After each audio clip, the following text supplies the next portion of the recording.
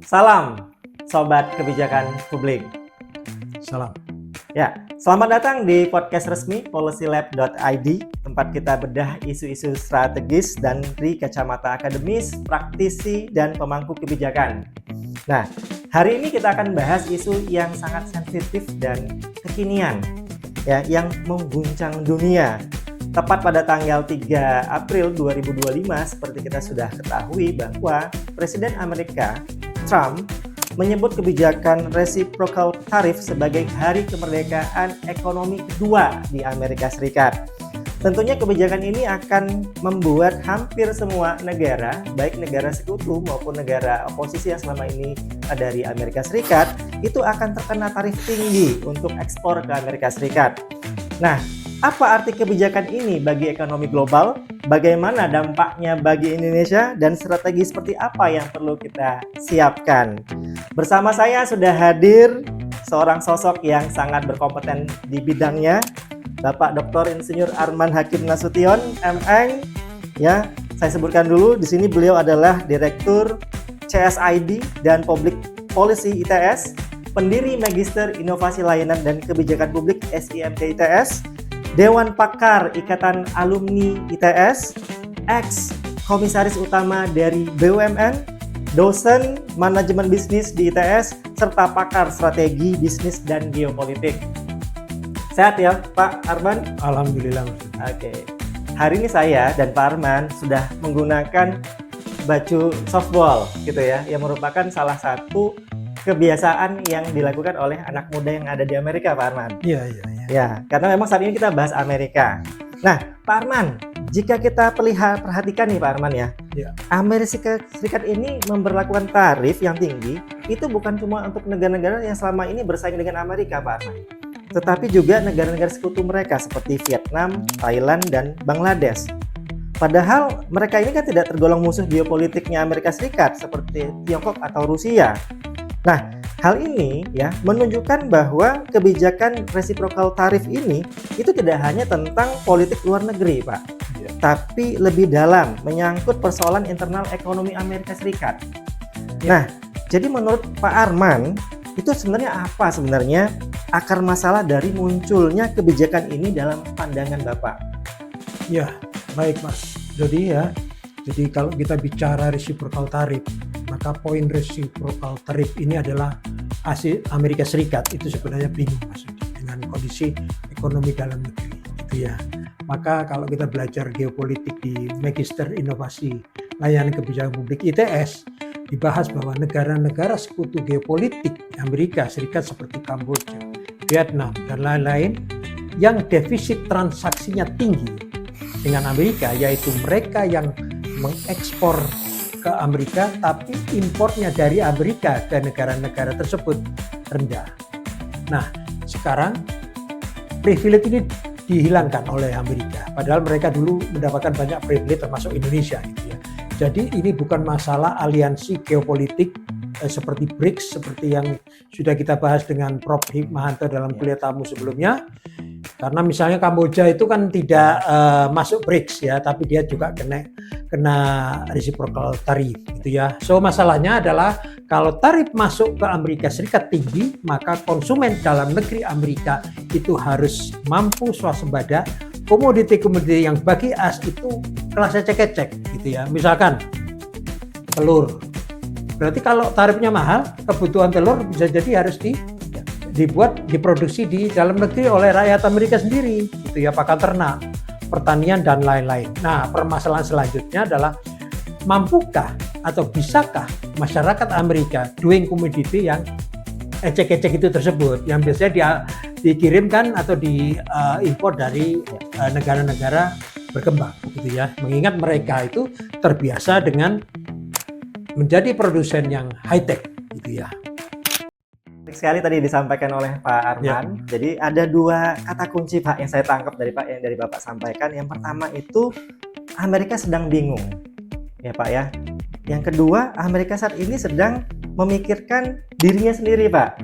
Kenapa memikirkan diri sendiri? Karena memang selama ini yang dunia tahu, Amerika itu kan sering menggunakan jadi cosplayer, Pak. Cosplayer jadi polisi atau satpamnya dunia. Nah, saat ini berarti mereka sedang fokus ke negaranya sendiri ya Pak ya? So pasti. Sehingga tidak memperhatikan siapa sekutunya ataupun lawan politiknya ya Pak ya? Iya. Oke, baik, kita bicara terkait dengan Trump Effect Pak. Kenaikan tarif yang sangat tinggi ini, itu tentunya akan memberikan dampak terhadap ekonomi Indonesia Pak. So pasti. Ya, bukan hanya ekonomi mungkin Pak. Jadi dampaknya akan lebih luas terkait dengan sosial bahkan politik. Ya. Nah, di mana kita ketahui 50% surplus non migas RI itu disumbang dari ekspor ke Amerika Serikat. Iya. Gitu ya Pak ya. Bahkan saat ini kita ketahui bahwa rupiah dan IHSG itu kan sedang tidak baik-baik saja Pak. Iya, tertekan cukup dalam. Iya, di mana memang tapi kabar baiknya gitu ya Pak ya. Negara lain juga kena tarif tinggi. Jadi bukan cuma Indonesia aja gitu ya. Jadi kalau bahasa nasib sepenanggungan itu ya semua negara di sekitar kita juga merasakan seperti Cina, Thailand, Vietnam, Bangladesh, India dan Eropa. Nah, dampaknya Cina dan Vietnam akan alihkan tujuan ekspornya ke Asia, termasuk ke Indonesia. Nah, sebab produk mereka itu akan sangat sulit masuk lagi ke Amerika terkait dengan tarif yang super tinggi ini. Sehingga kompetisi dengan produk lokal akan sangat menantang. Tekanan terhadap industri dalam negeri akan semakin berat tentunya Pak. Nah, menurut Pak Arman, apa strategi Indonesia yang seharusnya mengembangkan mata kuliah geopolitik di Magister Inovasi Kebijakan Publik ITS agar masyarakat, akademisi, praktisi itu memiliki referensi, memiliki rujukan untuk menimbang kondisi saat ini Pak? Ya, baik Mas Dodi. Jadi ada beberapa hal penting ya. Yang pertama, ini ada sekitar 6 gitu ya. Yang pertama, Indonesia harus ikuti strategi reciprocal tarif ini sebagaimana strategi Trump. Sebenarnya Trump itu mau ikut atau meniru cara China. Di mana China itu kan punya 3 konsep kalau kita pelajari di mata kuliah geopolitik kebijakan publik ITS ya. Pertama, menutup diri. 2, memanfaatkan pasar domestiknya karena jumlah rakyatnya yang besar ya 1,4 miliar gitu ya. Kemudian menguatkan kemampuan industri domestiknya agar bisa diserap internal gitu. Nah, solusi jangka pendek bagi Indonesia itu ialah kita tidak usah spending dulu teknologi tinggi yang import kontennya tinggi gitu ya. Saatnya kita harus inovasi mandiri, memberdayakan pusat-pusat eksselensi yang ada di PTN, ITS seperti ITS, ITB, UGM, UI dan lain-lainnya hingga badan-badan riset di dalam negeri. Kalau Amerika Serikat ekspornya hanya untuk high-tech yang memang tidak bisa diresiprokal, maka substitusi impor dan inovasi yang selected adalah solusi yang paling tepat. Ya. Kedua, kita perkuat aliansi BRICS ya, dengan tetap resiprokal melindungi produk dalam negeri. Ini adalah esensi pertarungan bisnis yang sifatnya blue ocean strategi melawan hegemoni Amerika Serikat. Saya rasa itu. Ini menarik sekali disampaikan Pak Arman. Jadi ada 3 strategi ya Pak ya yang perlu kita lakukan. Yang pertama, menutup diri. Nah, menutup diri ini persis seperti yang dilakukan oleh Cina dan saat ini ditiru oleh Amerika ya Pak. Dan Indonesia juga harus melakukan seperti itu. Dalam kondisi ekonomi global yang tidak baik-baik saja. Oke, dalam kondisi ekonomi global yang tidak baik-baik saja itu kata kuncinya. Yang kedua tadi memanfaatkan pasar domestik kita yang cukup besar gitu ya. Kemudian yang ketiga adalah menguatkan kemampuan industri domestik ya Pak ya, seperti kerjasama dengan BRICS dan lain sebagainya ya Pak ya. Oke. Nah, tadi Bapak sampaikan ada terkait dengan tarif resiprok. Nah, itu sebenarnya kan setiap negara itu beda-beda ya Pak ya. Ada yang tarifnya 30%, 20%, 46%, kita 32%. Itu seperti apa cara perhitungan yang dilakukan oleh Amerika untuk menentukan tarif itu Pak? Oke. Menarik ini pertanyaannya Mas Dodi ya. Jadi sebenarnya semangat resiprokal ini adalah keseimbangan defisit transaksi ya antara Amerika dengan partner bisnisnya. Maka cara ngitungnya Donald Trump itu sebagai berikut ya. It is simply the nation trade deficit with us divided by the nation export to us, intinya gitu ya. Misalkan Vietnam ekspornya 136,6, importnya 13,1, maka terjadi defisit 123,5 gitu ya. Sehingga 123.5 sebagai defisit dibagi 136.6 ya, itu sama dengan 90%. Sehingga dengan demikian analognya sama dengan kenapa kok Indonesia kena tarif 32% ya, pakai hitungan cara seperti itu maksudnya. Artinya yang dilakukan oleh Trump ini perhitungan bukan perhitungan yang canggih-canggih sekali ya Pak ya, hanya selisih dari defisit dengan surplus mereka gitu ya Pak, kemudian dibagi, kemudian muncul tarif gitu ya Pak ya. Iya, dengan kata lain bahwa ini adalah just simply keseimbangan neraca perdagangan saja. Artinya memang kata kunci di sini dilakukan oleh Amerika Serikat adalah menyeimbangkan kondisi ekonomi mereka ya Pak ya, agar tidak defisit dari sisi ekspor dan impor. Karena sekarang ekonomi Amerika sedang tidak baik-baik saja. Oke, kata kunci lagi, karena saat ini kondisi ekonomi di Amerika Serikat sedang tidak baik-baik saja. Oke, menarik sekali tadi disampaikan oleh Pak Arman. Jadi tadi langkah atau strategi pertama itu adalah mengikuti strategi reciprocalnya tarif Trump ya, yang disampaikan oleh Pak Arman tadi. Nah, apalagi strategi yang harus kita lakukan Pak selain itu? Ya, jadi kalau tadi yang pertama sudah saya jelaskan gitu, maka yang kedua itu adalah semua kebijakan nasional wajib diarahkan ke produksi dalam negeri. Ini sebenarnya maksudnya esensi bahwa negara hadir ya seperti ini, dan negara itu harus hadir dalam kondisi yang sulit ini. Pemerintah perlu memitigasi risiko masuknya barang-barang murah dari semua negara-negara yang kena tarif tinggi seperti yang dari China, Vietnam, dan lain-lain selama masa transisi ini.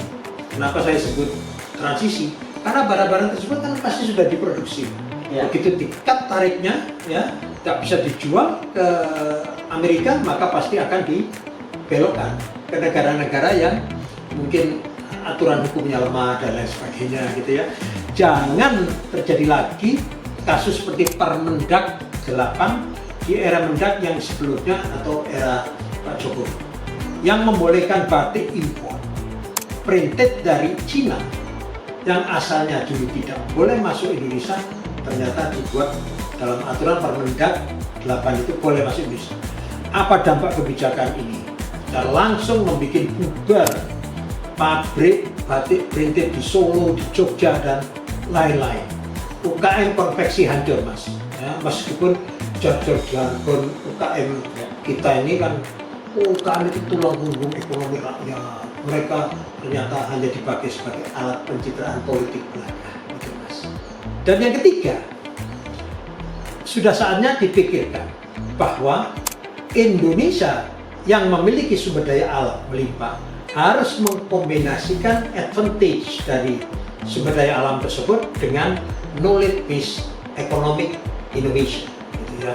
Dengan cara demikian maka Indonesia bisa menjadi hub atau bandar, karena semua bisnis itu pasti ada bandarnya ya. Semua bisnis apapun dalam perdagangan yang sifatnya internasional gitu ya. Jangan cuma yang bandarnya di desa, di kota saja ya kan. Coba kita pahami dari data-data yang ada, ternyata negara yang kena tarif resiprokal rendah seperti Turki dan Singapura hanya 10% Mas ya. Itu ya beruntung karena mereka sebenarnya just as hub perdagangan Asia dan Eropa ke Amerika Serikat. Misalkan Turki itu untuk kosmetik, Singapura itu untuk minyak asin. Padahal minyak asinnya kan dari Indonesia bukan gitu kan ya. Seperti itu ya. Kosmetiknya ya bisa juga ada dari Indonesia, ada dari Malaysia dan lain-lain.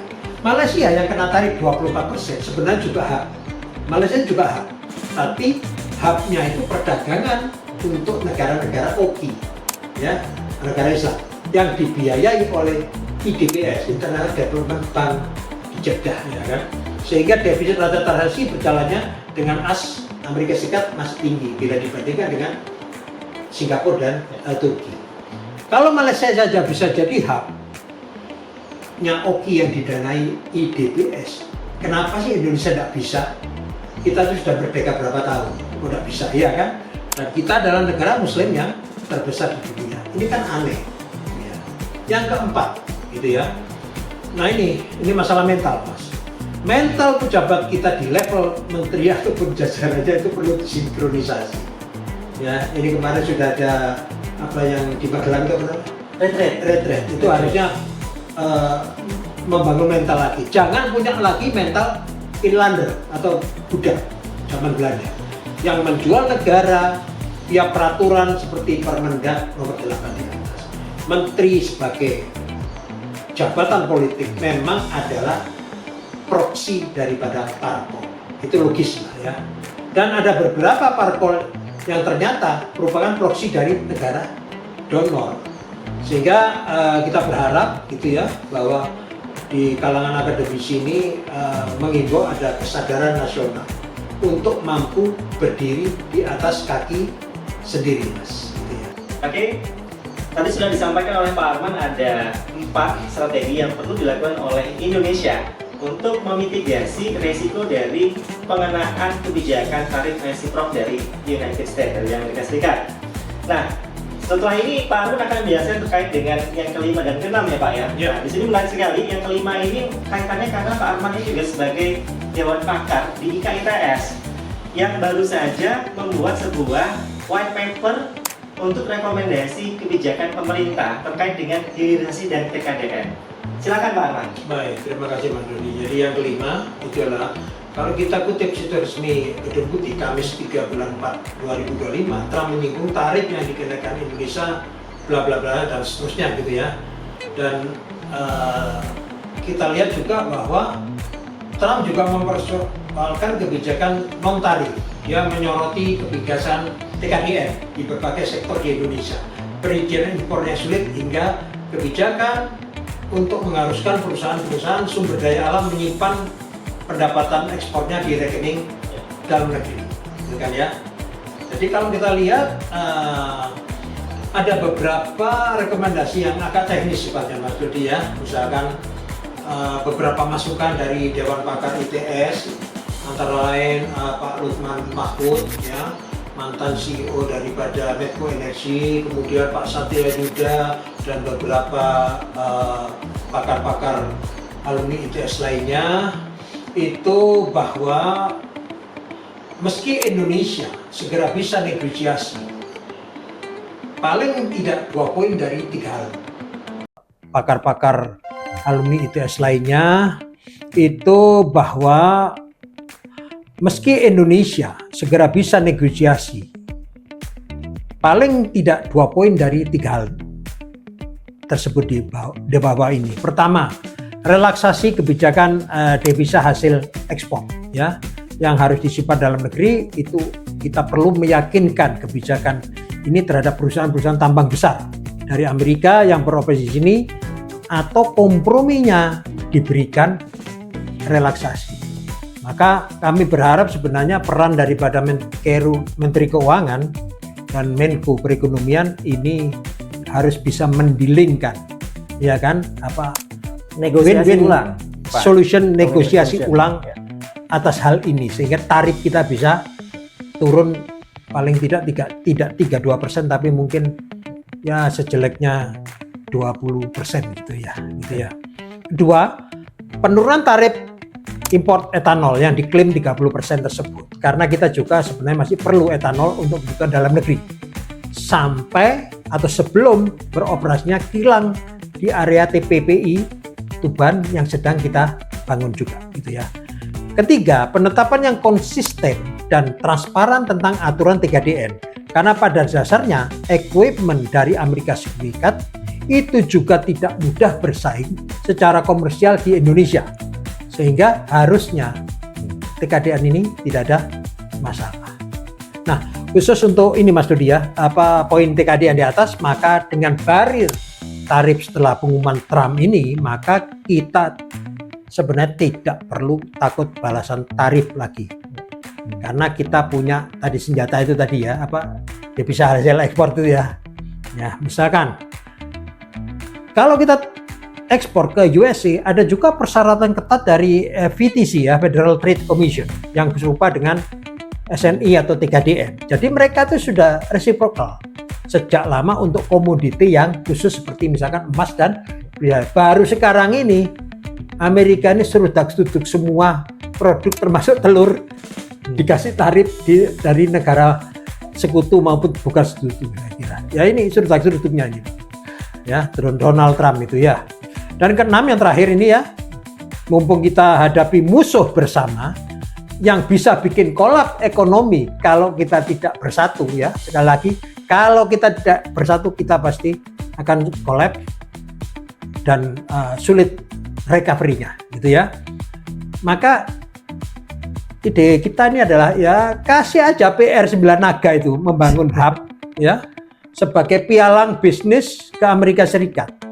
Hal ini analog seperti desain chaebol di Korea ataupun Sogo Sosa di Jepang. Oke, menarik sekali seperti yang disampaikan Pak Arman ya. Tadi ada Pak yang saya tangkap dari apa yang Pak Arman sampaikan terkait dengan usulan dari Bapak agar menteri ya, bagian dari pemerintah, Menteri Ekonomi, kemudian Menko Perekonomian dan juga Menteri Luar Negeri tadi ya Pak ya, untuk melakukan negosiasi kepada Amerika Serikat terkait dengan resiprok tarif ini Pak. Ya, nah, kalau menurut Pak Arman, seberapa besar potensi kita melakukan negosiasi itu dan kira-kira Pak, apa bargain yang kita miliki agar apa yang kita sampaikan pada saat negosiasi itu bisa disetujui oleh Amerika Serikat Pak? Ya. Salah satu bargain yang kita miliki adalah sebagaimana saya sebutkan tadi ada devisa hasil ekspor gitu ya, karena kalau devisa hasil ekspor disimpan 1 tahun padahal volume transaksinya segitu banyak, berarti kan mereka perusahaan Amerika butuh modal kerja yang besar. Nah, ini kata kunci yang penting ini agar supaya dia ini jadi perhatian pemerintah untuk menjadikan Menteri Keuangan atau Menteri Ekonomi, Menko Ekonomi untuk bisa negosiasi dengan Amerika. Meskipun sebenarnya agak lambat ini Mas. Ya, entah karena mungkin ada isu reshuffle atau apa gitu ya, nggak tahu saya. Gitu. Karena pada intinya bisnis itu harus prediction kan. Ya. Kalau kita bicara prediksi dalam bisnis itu harus ada business intelligence, ya. Ya, jadi intelligence yang mengamati proyeksi kebijakan negara yang paling mendapatkan partner dagang paling besar kan Amerika. Harusnya sudah diinvestigasi sejak awal. Menarik sekali.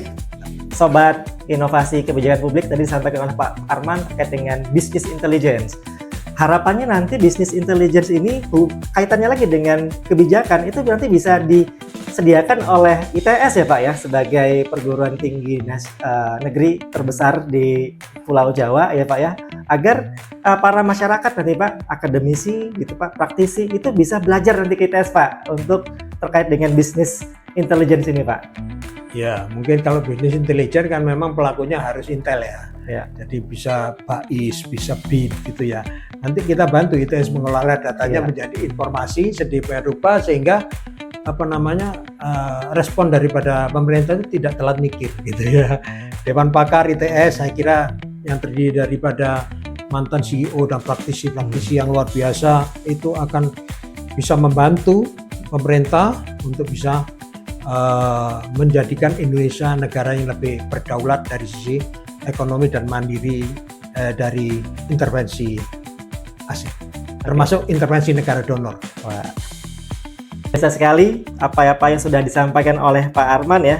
Jadi jelas sekali bahwa tantangan ini adalah wake up call ya, wake up call bagi Indonesia, bagi pemerintah Indonesia ya, untuk melakukan perkuatan industri, tata ulang arah kebijakan perdagangan, dan juga sinkronisasi terkait elit nasional ya Pak. Ya. Tadi Pak Arman sudah sampaikan ada kata kunci 9 naga gitu ya Pak ya. Nah, sebagai catatan juga, Pak Arman merupakan anggota Dewan Pakar IKITS yang telah mengeluarkan beberapa rekomendasi strategis kebijakan dan perdagangan. Jadi semoga diskusi ini dapat dilanjutkan menjadi rekomendasi kebijakan kepada pemerintah Pak. Ya, untuk segera melakukan langkah-langkah strategis dalam merespon segala aspek eksternal yang berdampak terhadap ekonomi, sosial, politik di Indonesia. Sekali lagi terima kasih banyak atas waktunya Pak Arman.